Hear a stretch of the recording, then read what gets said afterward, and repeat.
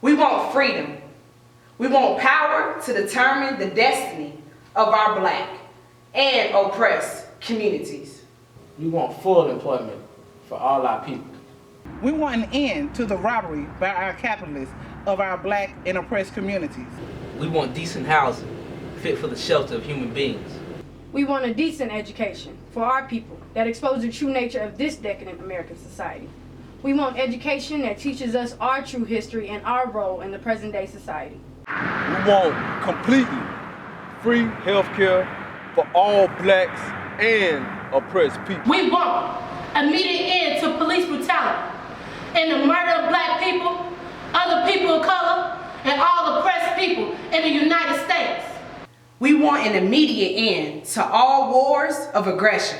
We want land, bread, housing, education, clothing, justice, peace, and people's community control of modern technology. Power to the people, right on.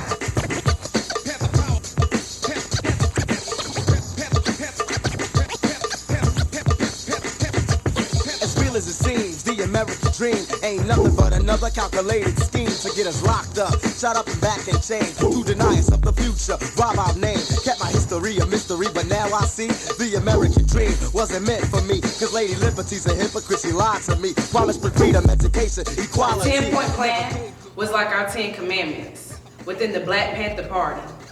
Before we started any meetings, any marches, any speeches, we had to learn and we had to recite the 10-point plan as a sign of loyalty, as a sign of respect to our movement.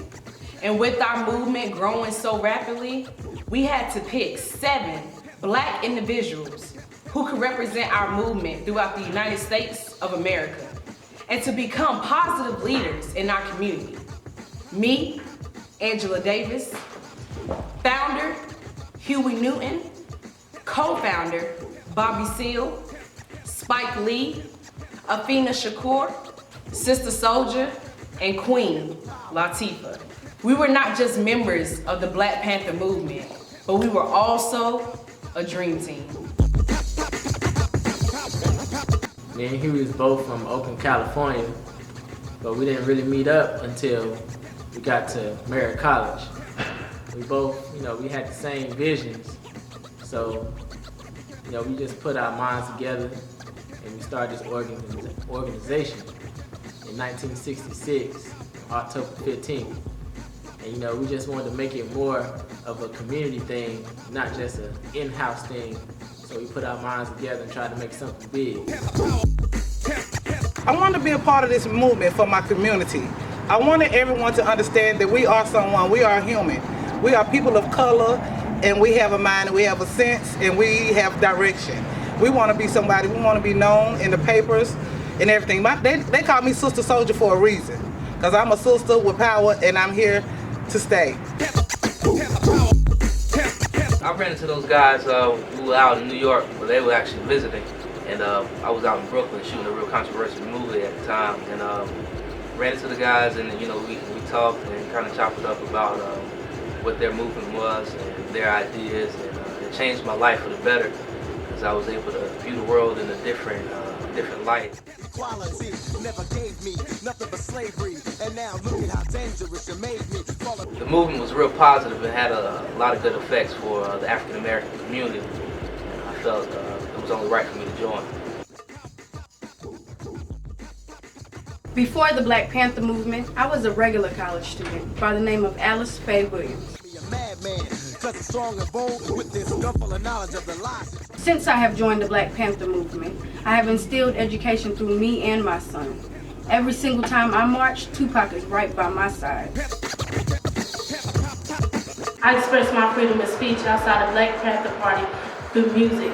At the age of 19, I came out with the album, All Hail the Queen. It's a empowerment movement. I uplift women. And I just think that women should embrace each other and show that we are strong individuals just as a man.